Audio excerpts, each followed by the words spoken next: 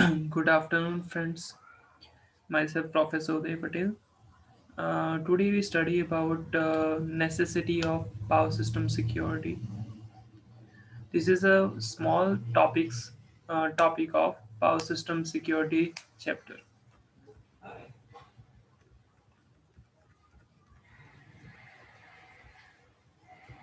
हमने कंटीन्यूएंसी एनालिसिस पढ़ लिया है. Okay. आज हम पढ़ेंगे कि necessity of power system security या फिर necessity of contingency analysis which is a small application of power system security. आपका फर्स्ट नेसेसिटी है इम्प्रूविंग सिस्टम रिलायबिलिटी. अब उसके लिए हम एक एग्जांपल लेंगे. हमारा इंडिया है, ओके, वो डेवलपिंग कंट्री है. हमारे इंडिया के अंदर जो भी पूरा का पूरा पावर सिस्टम है, ओके, जिसके अंदर आपका ट्रांसफॉर्मर होगा, जनरेटर होगा, ट्रांसमिशन लाइन होगी, मशीन होंगे, डिफरेंट टाइप्स ऑफ ट्रांसफॉर्मर उसके अंदर भी आ जाता है. इंडक्शन मोटर है, इंडक्शन जनरेटर है, synchronous motor, synchronous generator, different type के मशीन एंड जो भी आपके मोटर जनरेटर सेट्स होते हैं वो सारे के सारे पावर सिस्टम के अंदर इंक्लूड होते हैं.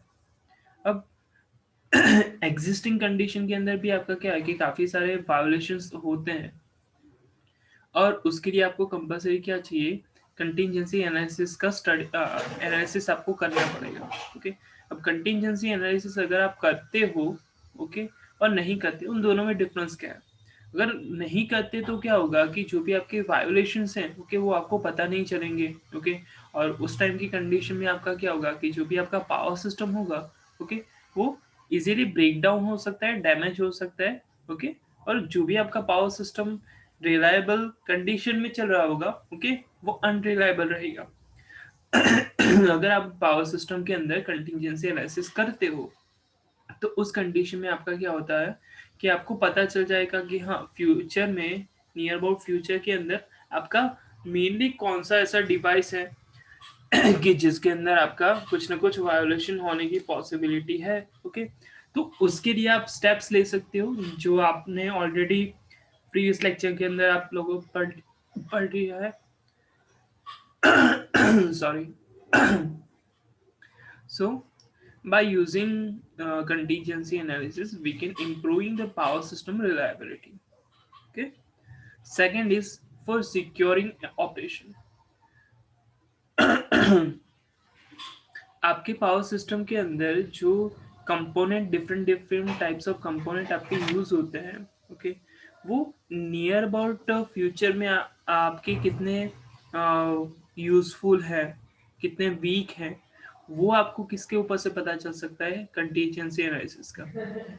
कहने का मीनिंग ये है कि अगर आप क्या करते हो कि कंटीजेंसी एनालिसिस करते हो ना, ओके, तो कुछ ऐसे कंपोनेंट होंगे कि जिसके अंदर आपको हीट रेज होने वाला, यानी मान लो कि हीट लॉसेस है वो ज़्यादा आपको देखने के लिए मिलेगा. आफ्टर देन है कि करंट की जो भी अप एंड डाउन है वो आपको देखने के लिए मिलेगा. अगर किसी कंपोनेंट का बैकडाउन स्ट्रेंथ इतना ज़्यादा नहीं है, ओके, वो फ्यूचर के अंदर वो ब्रेक डाउन हो सकता है, तो आप क्या करोगे, उसको रिप्लेस करवा देते. ओके. और वो सारी चीज़ें जो भी आप करोगे ना, ओके, वो कंटीजेंसी एनालिसिस के अंदर आपकी आती है. सो कंटीजेंसी एनालिसिस के अंदर आपका क्या होता है कि मेनली आपका ये जो भी पावर सिस्टम है, ओके, वो क्या होगा कि वो सिक्योर्ड रहेगा. ओके. नियर अबाउट फ्यूचर के अंदर जितने भी आपके ऐसे कंपोनेंट हैं जो वीक हैं वो आप निकाल सकते हो, या उसके लिए जो भी नेसेसरी स्टेप्स हैं, मेंटेनेंस आपको करवाना है, वो आप करवा सकते हो. ओके. आफ्टर दैट है कि for future planning and expansion. Okay. अब फ्यूचर प्लानिंग एंड एक्सपेंशन के अंदर आपका क्या होगा कि चलो मान लो कि आपकी दो जनरेटर हैं, एक लोड है, ओके, और दो पैरेलल लाइंस हैं. एक लाइन अगर आपका आउटेज हो जाता है तो दूसरे लाइन पे आपका क्या होगा, लोडिंग इफेक्ट ज़्यादा होगा, यानी कि ओवरलोड होगा. तो उस कंडीशन में आपको क्या है कि ओवरलोड हुआ तो उसके लिए भी वो क्या हुआ, एक कंटिजेंसी है, तो उसके लिए आपको कंटिजेंसी एनालिसिस करना पड़ेगा. So by using contingency analysis you will know about the overload condition. Okay. You will know about the damage which will be impact on particular load or particular input devices like generators. Okay. different types of violation in voltage and current, or any other quantities in power system. Okay, so अगर आपको पता हो कि overload हो सकता है तो उसके लिए आप क्या करोगे कि जो भी होगा पैरेलल लाइन का एक्सपेंशन करवाओगे या मान लो कि वोल्टेज का एक्सपेंशन कराओगे। Okay, different types of generating unit है उनको इंक्रीज आप करवाओगे, बैकअप प्रोटेक्शन रखोगे। तो वो सारी चीज़ें भी आपकी क्या है कंटिजेंसी एनालिसिस के थ्रू आप यूजफुली कर सकते हो। तो ये आपकी है कंटिजेंसी एनालिसिस के different different necessities, improving system reliability, for secure operation और for future planning expansion. After then है कि sensitivity factor, why we use sensitivity factors, wait a minute,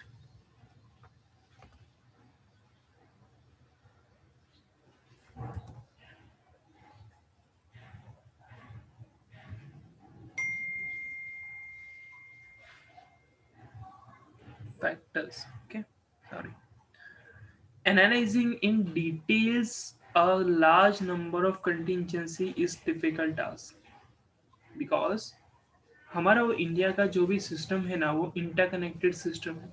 उसमें नंबर्स ऑफ आपके जनरेटिंग यूनिट्स है, numbers of की distribution होंगी, transmission line होंगे, बहुत सारे आपके कंपोनेंट हैं अवेलेबल। इसलिए उसमें कंटिजेंसी एनालिसिस करना डिफिकल्ट तो है। एन इजी और appropriate way to quick compute any possible violation of is the one of the linear sensitivity factor operating points। यानी कि इजीली आप अगर मान लो कि उसके लिए ये कंटिजेंसी एनालिसिस करना चाहते हो तो ये कुछ लीनियर सेंसिटिव फैक्टर्स हैं। ओके, उसको आपको चेक करना पड़ेगा। वो कौन कौन से है? तो जनरेशन शिफ्ट फैक्टर और line outages factor. Generation shift factors and line outages distribution factors. First of all हम पढ़ेंगे कि जनरेशन शिफ्ट फैक्टर के अंदर they calculate the change in generation on the line flow।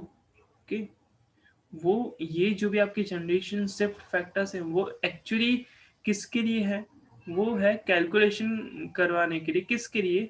कि जो भी आपकी जनरेशन के अंदर चेंजेस आते हैं और उसकी वजह से लाइन फ्लो के अंदर चेंजेस आते हैं, उसको कैलकुलेट करने के लिए जनरेशन शिफ्ट फैक्टर का रिक्वायरमेंट होता है। Alpha L I is equal to delta F L divide by delta P I, जहां पे आपका अल्फा एल आई क्या है?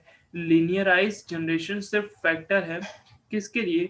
For lth line for change in output of ith generator. यानी कि जो भी आपका ith जनरेटर है, ओके, उसके अंदर जो भी आपका एल्थ लाइन होगा, ओके, तो वो उसके लिए है ये आपका linearise generation shift factor. Okay, delta F L means what कि वो क्या है? मेगावाट, यानी power change in power flow in the lth line. यानी कि जो भी एल नंबर की लाइन होगी, ओके, उसके अंदर जो भी आपका पावर चेंज होगा, ओके, वो डेल्टा एफ से डिनोट किया गया है। डेल्टा पी आई क्या है? कि is a change in generation at ith बस। It is assumed here that change in generation at the ith bus is picked up by reference bus। okay? उसके अंदर जो भी आपके जनरेशन के अंदर चेंजेस आ रहे हैं उसमें से ith बस जो भी है उसको आप क्या कर रहे हो? रेफरेंस बस कंसिडर कर रहे हो। Okay, the new values of power flow in each line can be found from FL new is equal to FL old plus alpha Li into delta Pi। वो इनडायरेक्टली क्या है? डेल्टा एफ एल है। देख सकते हो यहाँ पे आप डेल्टा एफ एल का प्रोडक्ट नंबर बनाओगे तो आपको इनडायरेक्टली क्या मिलेगा? अल्फा एल आई इंटू डेल्टा पी आई। ओके, तो ये वही टर्म है। ओके, यानी आप ये बोल सकते हो कि एफ एल न्यू वो क्या है? Is equal to F L old plus delta F L, जो क्या है इनडायरेक्टली आपका मेगावाट पावर जो आपका चेंज हो रहा है पावर फ्लो के अंदर एल्थ लाइन में, वो है। where FL old is a power flow in Lth bus before the ith generator went out, यानी कि पहले का, जब जनरेटर के अंदर कोई वायोलेशन नहीं था उस टाइम का.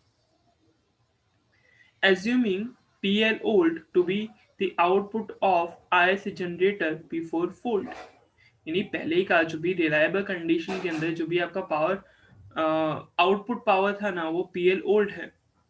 Above equation can be expressed as FL new is equal to FL old plus alpha Li into delta Pi old, where L is equal to 1 to L. Delta Pi is equal to minus of Pi old. Okay. ऐसा आप भी लिख सकते हो कि delta P I is equal to P I new minus P I old. In practical power system, due to governor action, the loss of generation at the bus I may be compensated by generator throughout the system. यानी कि जो भी आपका governor system होता है जिसकी वजह से आपका क्या होता है क्लोज लूप सिस्टम भी आप उसको बोल सकते हो. गवर्नर सिस्टम के अंदर हमने काफ़ी ज़्यादा डिटेल में वो देखा था, तो उसका इतना ज़्यादा अभी डिटेल में डिस्कशन नहीं करते, लेकिन हाँ आपको याद होगा तो उसके अंदर गवर्नर सिस्टम के अंदर क्या था कि पर्टिकुलरली आपकी वो स्टीम पावर प्लांट वाला हमने एग्जांपल देखा था कि जिसके अंदर आपको स्टीम ज़्यादा है कम देनी है वो ऑटोमेटिकली डिसाइड होता था. ओके. तो उसका यूज़ भी करके आप क्या कर सकते हो कि कंपेंसेट कर सकते हो कि जनरेटर्स को. A frequency used method is as you sorry the frequency used method is to assume that the loss of generation is distributed among the participating generators in proportion to their maximum megawatt rating. Okay. Therefore, the proportion of generation pickup by jth generator is given by gamma ji is equal to pj maximum divided by summation of k is equal to 1 to ng pk is not pk maximum. Okay.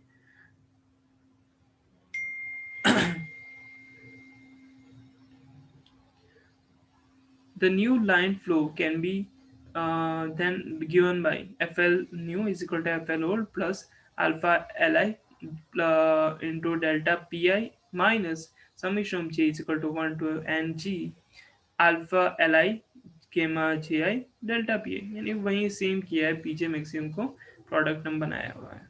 Okay okay?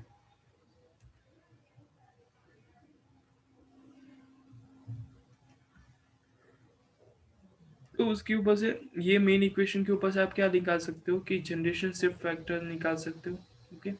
दूसरा है line outages distribution factor.